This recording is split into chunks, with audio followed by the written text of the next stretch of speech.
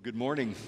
I know it's already been said, Happy New Year, but I feel like I should say it again. So we're so glad you started your new year off, 2026, with us here in worship, and excited to be able to come together. I don't know about you, but I love the holidays, and I usually love it when they're over too. Just because I like to get back to a routine, kind of a routine-oriented. So getting back into a regular routine is always something good. But I tend to use the new year as an opportunity to sort of evaluate routines and habits that I have and see what new habits or routines God may have for me in the new year. I don't necessarily make New Year's resolutions, but it is an opportunity to sort of say, okay, there's a reset button. The calendar's turned over. It's a new year. Maybe there's some things that I would look at. Maybe it has to do with health. Maybe it has to do with something with my learning something new or doing something different, but always wanting to say, what would God have me to do in this new year? And many of you probably are that same way too. A lot of people use the new year as a reset button. This is when we're restarting. As evidence of that, I'm sure many of you have noticed, whether it's online or you're watching something on TV or you're seeing it in print, like anybody notice all the gym membership advertisements come out?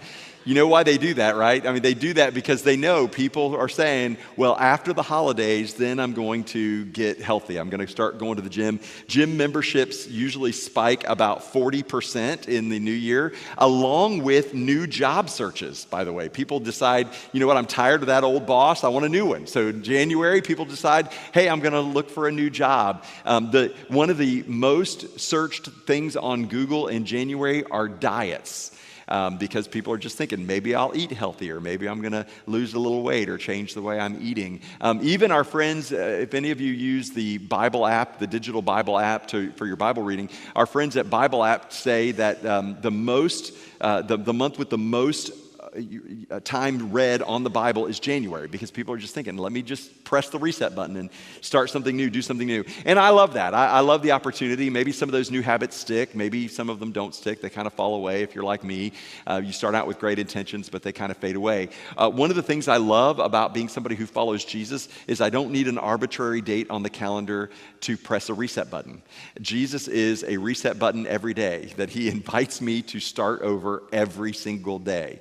I don't have to wait for the next year to do it. And so following Jesus is one of those opportunities to say, I wake up every day and find that his mercies, his grace, his forgiveness, his love is new every single morning. But nonetheless, it is still the new year, and I think it's a good opportunity for us to say, what can we focus on in the teaching of Jesus as we start this new year that would help us to reorient our lives towards him? Not towards a New Year resolution, but how do we reorient our lives towards Jesus? Now, for those of you who are here and you're already believers in Jesus, I think the challenge for us every year is to say, what can I do in this new year to be more like him?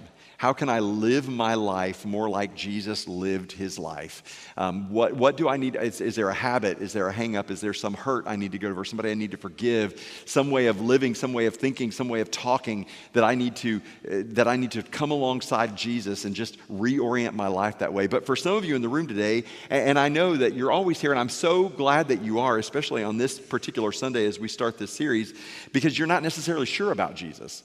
You don't know what you believe about Jesus. You're looking for God, or you wouldn't be in church. You're trying to find some truth that you can live your life according to. But I just want to say, maybe in 2026, as we start out this new year, maybe you would just have the opportunity to explore who Jesus is. How did he live? What did he teach? Why do so many people around the world believe in him? I'm not talking about religion. I'm not talking about following some religious orientation. I'm talking about people who live their life according to the way this first century rabbi lived. Why would they do that? So maybe this new year you would just say, let me look deeper into the claims of Jesus and the way he actually lived. So we're doing this series for the first 3 weeks of the new year called The Jesus Road. And we're going to talk in this series about the ways of Jesus, how Jesus lived and oriented his life as an invitation for us to do the same thing. And really, this whole series comes from one verse in the Gospel of John that we're just going to look at very briefly. But the whole series for the next 3 weeks is an exploration of one thing that Jesus said that, quite honestly, was one of the most important things he said and also one of the most controversial things that Jesus said. There was somebody who was asking him. They came up to him and they said, hey, Jesus, how do we find God? That's a great question. And maybe you're here today and you're asking that question too. I just want to know how to find God. Would you just show me how to know him? How to find out, is he real? What is he like? How do I know God? And Jesus' response to that question was this statement. Listen to this. Jesus said to the answer to that question is, I am the way, the truth, and the life. No one comes to the Father except through me. So the question, can you just show me God? How do I find God? The answer, I am the way, the truth, and life. No one comes to the Father. If you want to find God, you're never going to find him apart from me. Now, you can immediately see why this is such a controversial statement. In fact, it was controversial when Jesus said it, and it's still controversial today. Some people, maybe some of you in the room would even say, see, this is my problem with Christianity. This claim that Christians have that they're the only way to God, they're the only way to heaven. That's such a narrow belief. I don't believe that. I don't think that way. Well, let me just for a second just ask you to consider something with me for a second. What Jesus is saying is exclusive.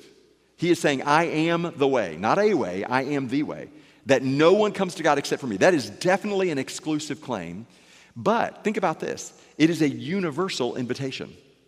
It's not exclusive just for a particular kind of person, particular skin color, speaks a particular language, has a particular amount of money. It is an invitation that is universal, meaning that it is for everyone, even though the way itself is exclusive. It would sort of be like if you were trapped with some friends and family on a deserted island. And some of you coming out of the holidays feel like you were trapped on a deserted island with some friends and family, which is why you're glad the holidays are over. But let's just say for a second that you are trapped and have been trapped for a long time on a deserted island with some friends and family. You don't know how you're going to get off the island. Like and eventually you're going to run out of resources. You're going to die. You're not going to make it. And so a single boat comes by the island and says, hey, y'all, we can rescue you. We can take you to the mainland. We are the way to the mainland. There is no other offer for you. That's the only boat. It's the exclusive way to the mainland. But the offer is for everybody on the deserted island. It's a universal offer for everybody who's there. So the invitation is, hey, y'all get on the boat. Let's go to the mainland. But maybe somebody would say, you know what? I can't get on that boat. I can't get on that boat. Why would I get on that boat? That's such an exclusive, narrow-minded way of thinking and living. Surely there's another way to the mainland. Well, you haven't seen another way to the mainland. There's no one else claiming to be the only way to the mainland. This is the boat to the mainland. Or think about this example. Think about maybe a deadly disease. And this disease is killing people. And there's no cure for the disease, but somebody invents a cure for the disease, a medicine. And this is the only cure for the disease. And the medicine is being offered to everybody who has the disease. It's an exclusive cure, but it's a universal offer. What Jesus is saying isn't narrow. It is exclusive in that, yes, he is the only way, but he is making a universal offer to say, I am the way, the truth, and the life. And to all who would come, because I'm the way. I'm the way that you find and know and understand God. And listen, if you're here and you don't believe that, it's okay. It's okay. Because my challenge for you for this week and for the next few weeks, and maybe for the next few months, is just to test Jesus' claim. Just to see if what Jesus is saying is true. Would you consider that what Jesus is saying and what so many people through the years have believed actually is true? There are three specific things that Jesus says about himself in John 14:6.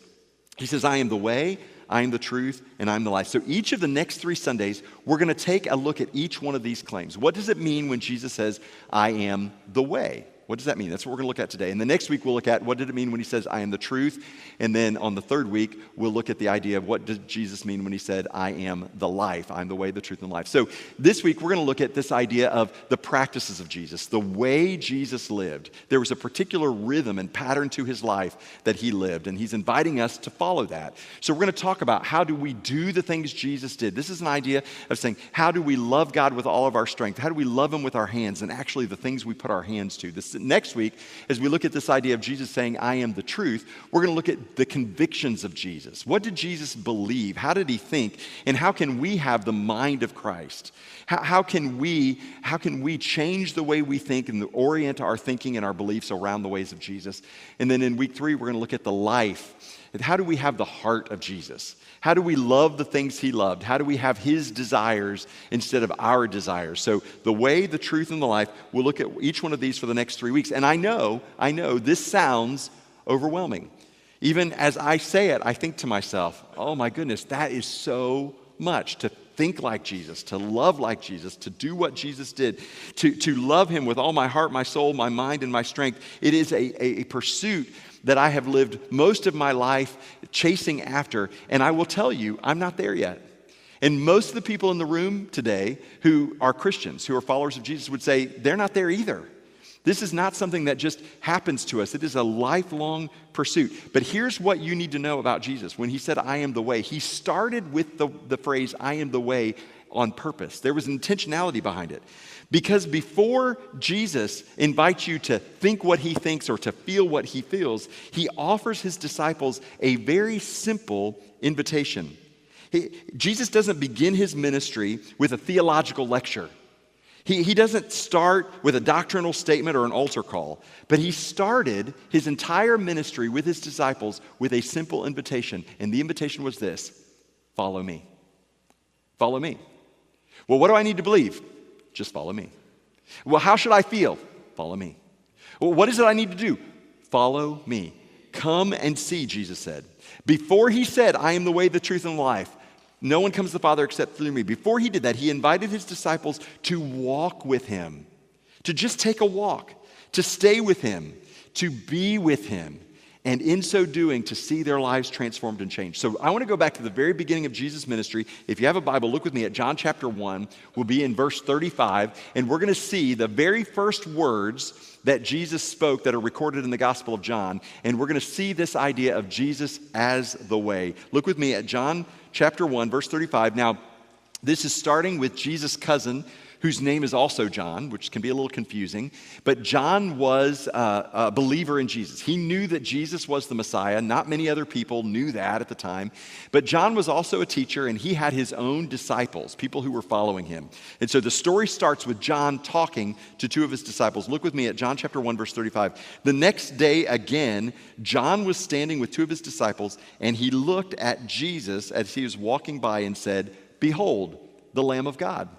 In other words, he's looking around, he sees Jesus coming, and he looks at his two disciples and says, hey, that's the guy. This is the Messiah. This is the one that we've been waiting for. This is the one we've been longing for. So the two disciples heard him say this, and they followed Jesus. They just left John, and they started following Jesus. Jesus turned and saw them following and said to them, what are you seeking?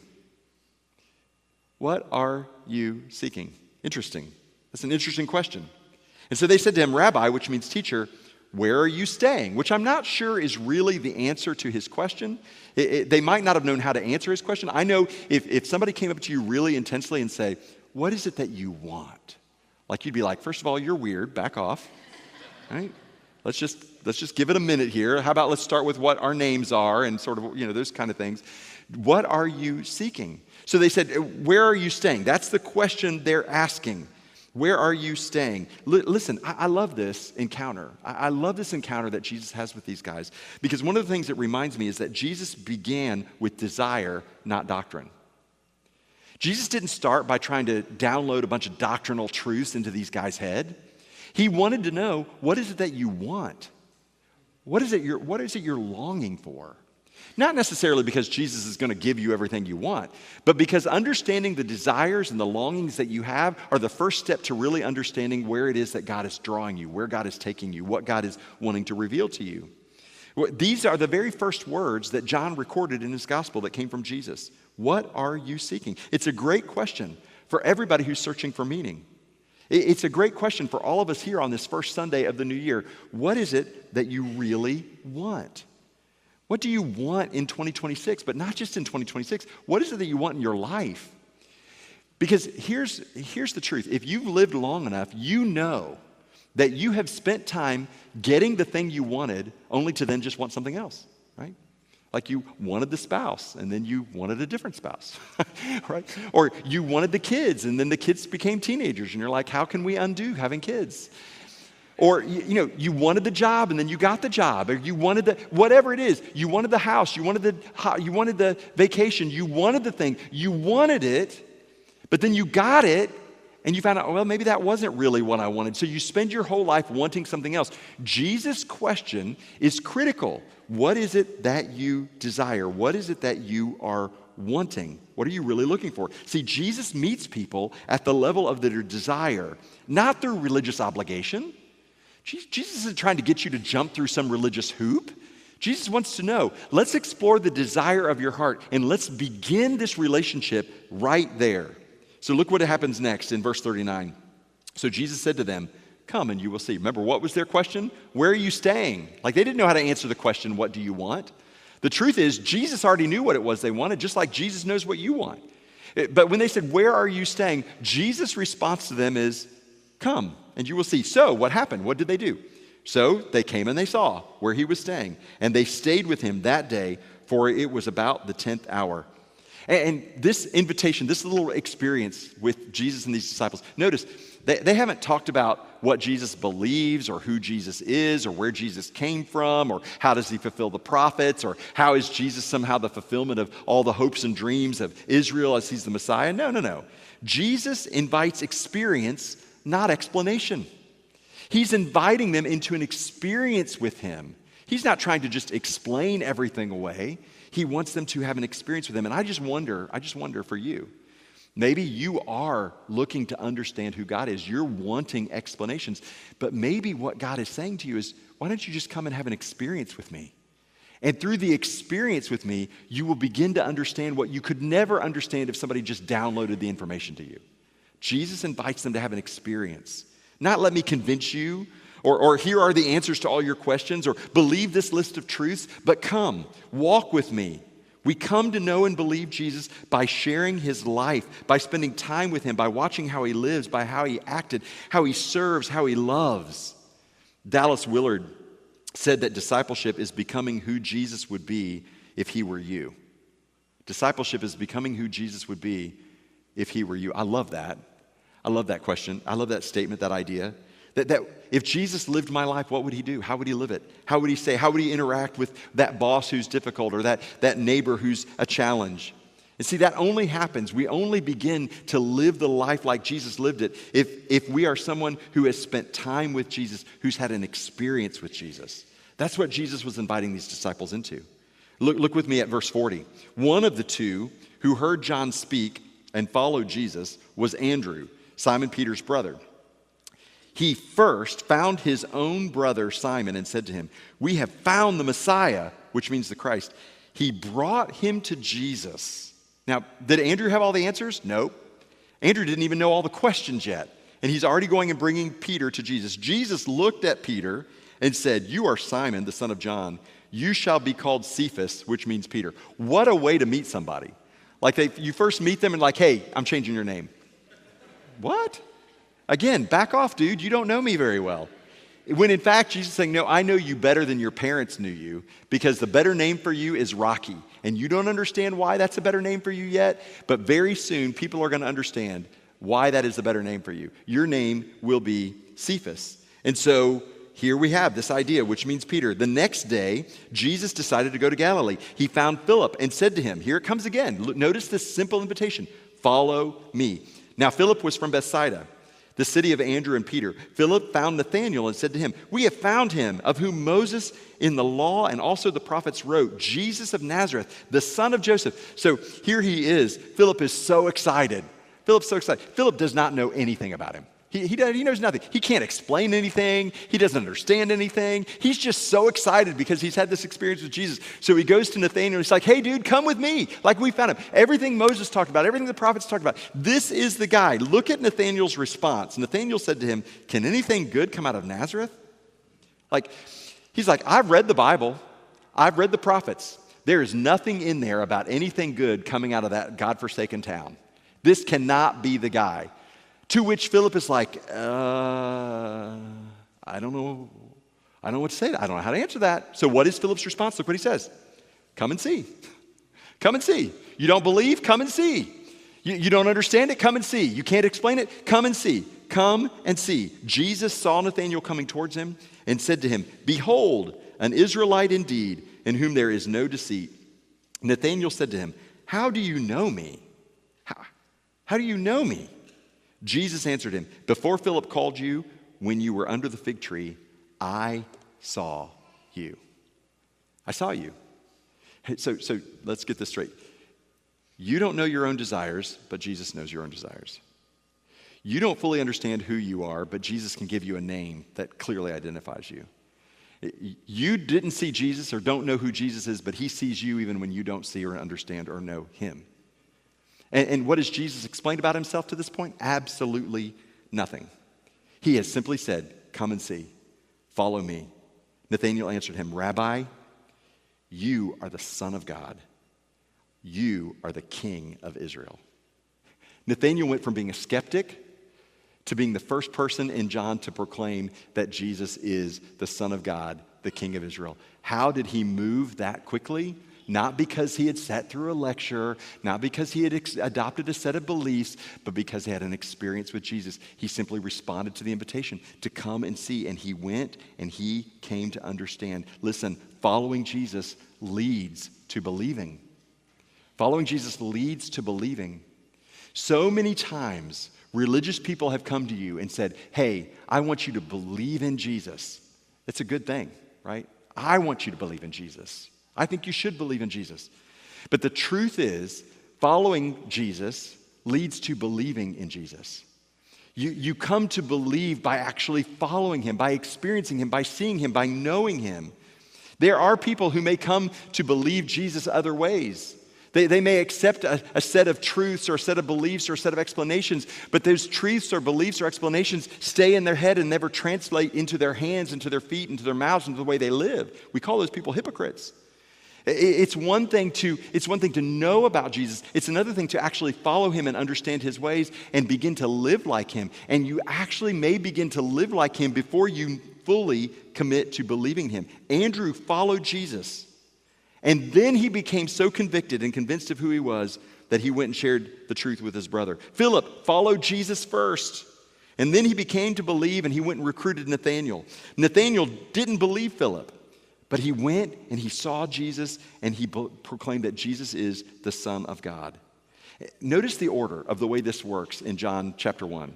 There's a flow to it. There's an invitation, come and see. There's an experience that people have with Jesus.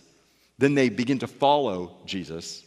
And then finally they come to believe in Jesus. This really speaks back to the way the first century Jewish world taught people and led people and discipled people. See, in Jewish discipleship culture, following came before understanding.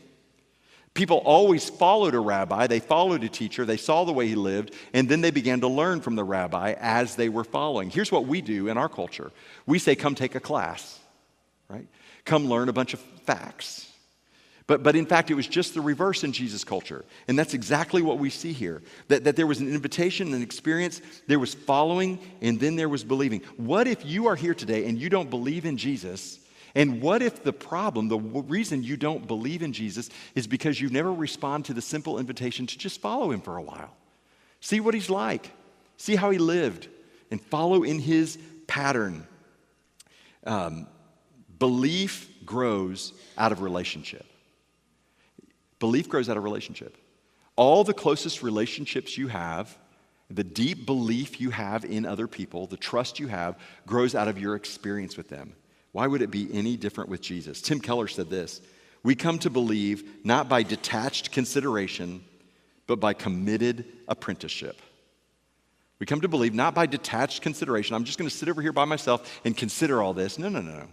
We come to believe by committing ourselves to an apprenticeship, to following. Every follower that Jesus called in this story becomes a leader.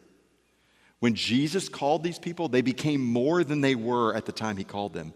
Andrew goes from being somebody who was just following another rabbi to being a leader himself. He goes to Peter and says, we have found the Messiah. Philip goes to Nathanael and says, come and see. Their witness to these other individuals was relational, it was natural, it was not mechanical, there were no scripts, there was no pressure, there was just an overflow of people who would walk with Jesus and wanted to say, I have found him, I know him, come and see for yourself. I don't know how it works, I don't know all the verses, I don't know all the passages of scripture to tell you, I just know I have met Jesus and he has changed my life, and I want you to know him too.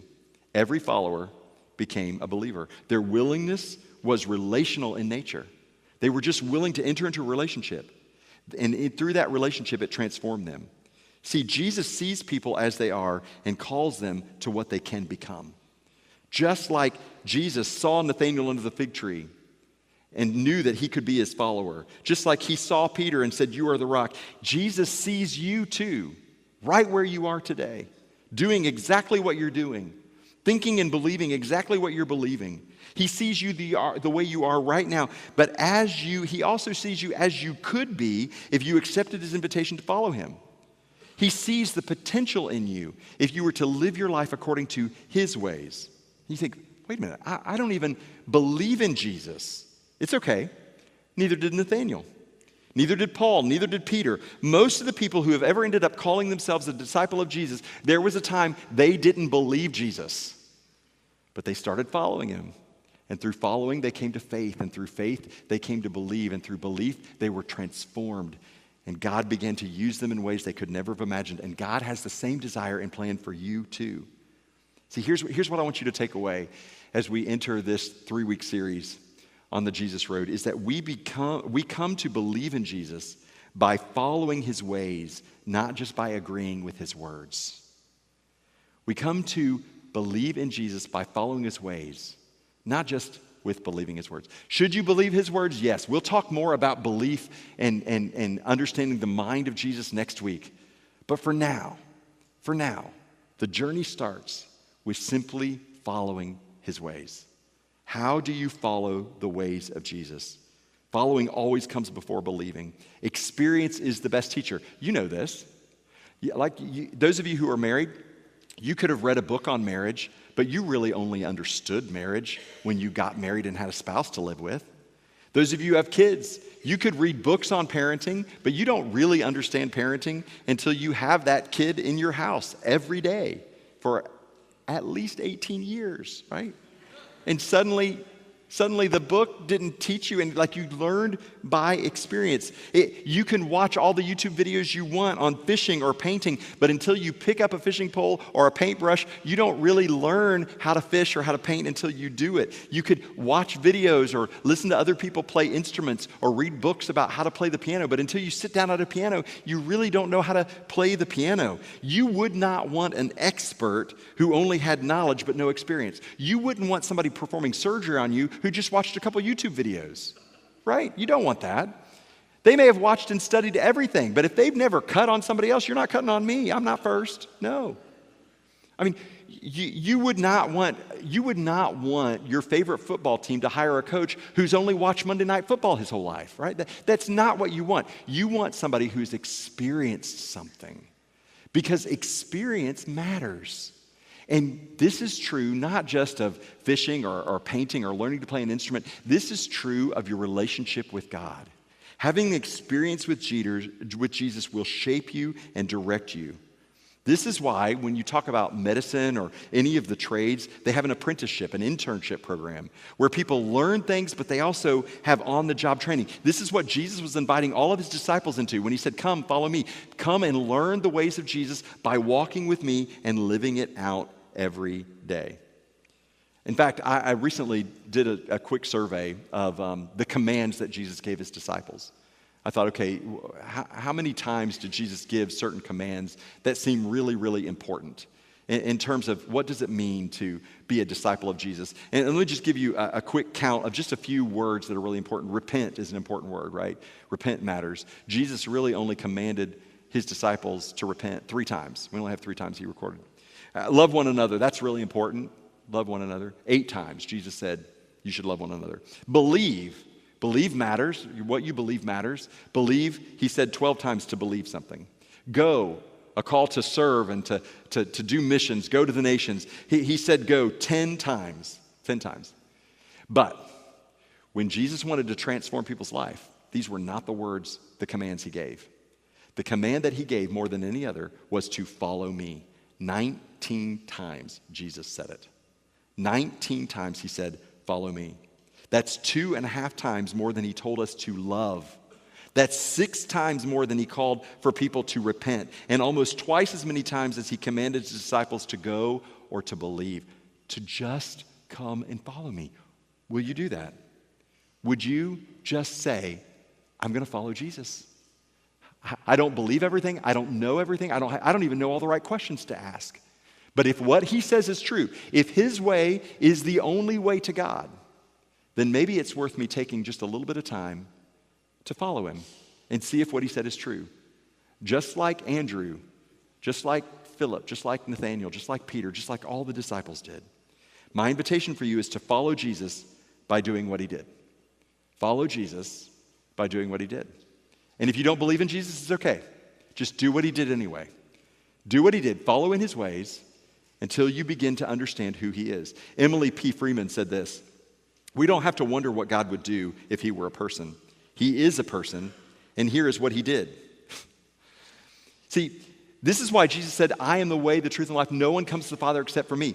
Because God, when he wanted to give us directions for how to live his life, he didn't just send you written commandments. He came himself in the form of a person and demonstrated for you how to live. He gave us himself as a model. Jesus doesn't just give directions, he gives us himself. He doesn't just write down directions for you. I know many of you don't know what it's like to drive around without GPS, right? I mean, some of you may remember that. It's not easy finding your way. Somebody would give you directions, like oh, go down to the 7-Eleven and turn left, and then go down 2 blocks and turn right, and like you write it down. You're trying to find your way. Like God just didn't give you written. He said, "Let me get in the car and drive. Let me take you there. I've been there. I know." Jesus gives us himself. So if you're here today, and you would consider yourself a seeker, you're just like the guy who asked Jesus the question. You're just looking. Where is God? How can I find God? Well, I want to just challenge you. Would you commit the next 3 months to following Jesus? Just come and see. Jesus isn't offering you another religious model or a set of beliefs. He is offering you a relationship. And would you just try for the next few months to live as if you believed it? And just see if it makes any difference in your life. And if it doesn't, you haven't lost anything. But why not try it? If Jesus' claim is true, why not give it a try? And for those of you who are here today who would call yourselves believers, for all of the saints and recovering sinners in the room, I want to challenge all of us to do something over the next few weeks together. I want us to work on building a rule of life so that we can live our life more the way Jesus lived. Inside your worship guide, we gave you this little insert that says Rule of Life for 2026. If you will take that out and just look on the back side of it, we'll get to the inside in the weeks to come, but if you'll just look on the back side of it, every week I want to offer you 3 disciplines to consider as you just build a rule of life for yourself. So this week I want to talk about disciplines of the hands, or how do I just live the way that Jesus lived? How do I love God with all my strength? And I want to share with you 3 spiritual disciplines that we're going to highlight this week, and then we'll highlight 3 each of the next 2 weeks as well. So service, community, and witness. So what does it look like just to say, this week I'm going to find a place to serve others, and I'm going to do this on a regular basis? All right. Now, the goal here is not to fill in every box. For those of you overachievers, listen to me, type A's. You're not trying to fill in every box on this grid. All right. I know who you are. Don't do it. I'm just saying for you, what would it look like for you to set a rhythm or a pattern in your life where you are going to serve others on a regular basis? Maybe you would say, I'm going to find one random act of kindness to do every day. That's great. Or maybe some of you are already doing this. You're like, hey, I'm gonna serve in our Next Gen ministry and take care of preschoolers. I'm gonna teach kids about Jesus. I'm gonna do that every week. Maybe some of you would do that. Maybe some of you would say, monthly, I'm gonna go serve at a food pantry or a homeless shelter. And you're just gonna say, what is one thing, whether it's every day, weekly, monthly, again, don't fill in the whole thing. What is one thing you can do in an act of service to do what you think Jesus would do? If you're somebody who looks around and say, you know what, there is a problem in our city of single moms. Well, maybe that's God calling you to say, where can you serve and volunteer to help in a ministry that might be to single moms or homelessness, or you fill in the blank. What is one thing you would do? For community, this is getting involved in a small group. Why not just in the new year say, I'm going to take the opportunity to get in community with other believers? Here's what I know. You can't live the way of Jesus by yourself. You can only do it in community with other people. So maybe for you, you would say, I'm going to find a small group. And the other insert in your worship guide this week are small groups. And inside this list, for those of you maybe would just say, I would do a small group, but I'm busy. I don't have a lot of time. So maybe you would just start coming to church at 9:30, being in one of our small groups at 9:30. We've also got them through the week. But there's a list in here. You can be a part of one of those small groups. Witness. What would it look like for you on some consistent basis just to do what Philip did, to do what Andrew did, to say to somebody, you know what? Come and see.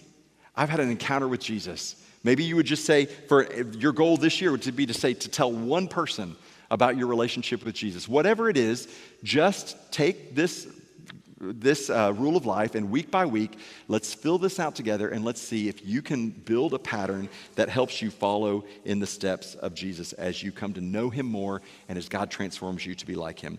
Now, for some of you who've been around Aspire for a while, you know that the rule of life is something we've been talking about for a long time. We always encourage folks to do it, and I hope you will. I love what Pastor John Ortberg said when he said, practices eat willpower for breakfast. Practices eat willpower for breakfast. You know, the people who go to the gym in January, and then their gym membership, you know, they're paying for it all year, but they don't go back in February or anytime after that. You know, they're trying to do by willpower. They're trying to just do by willpower what they think they need to do to improve their life in the new year.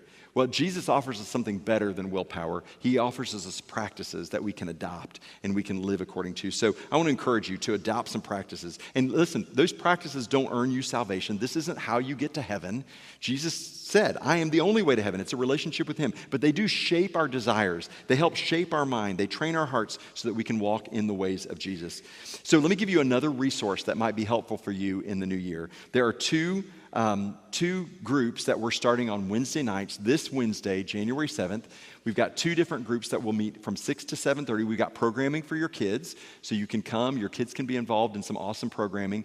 The first one is Practicing the Way, and this is an intro to spiritual formation. And if you've not done Practicing the Way, I would really encourage you. Jump in on Wednesday night. It'll be an A100. Pastor Mark is going to be leading that. It'll be a great way for you to get an overview on what does it mean to sort of orient my life around the ways of Jesus. If you have already done Practicing the Way, you've already taken that course, I will be leading some courses on the habits of the heart. So we're going to be looking at different spiritual disciplines. We're going to be starting with everybody's favorite spiritual discipline, fasting, right? That's everybody's favorite. So we're going to be looking at that on Wednesday nights. So whether it's Practicing the Way or whether it's getting into the spiritual disciplines, mark your calendar for this Wednesday and be a part of that. It's just another tool, resource we can offer you to say, how do you practically walk in the steps of Jesus? How do you practically follow him? So we would love for you to be a part of that and to take advantage of that. Now, I know with these spiritual disciplines, it sometimes feels like a lot, like maybe we're trying to add on a lot. And one of the things I've been convicted of this year is it's not so much about what I need to add to be more like Jesus, it's what I need to take away from my life to make me more like Jesus. Some distractions that are pulling me away from him. And so I want to give you a heads up and a warning that the reason we're doing fasting as the discipline on Wednesday night is because we're going to be asking all of you to join us in a digital fast in the month of February.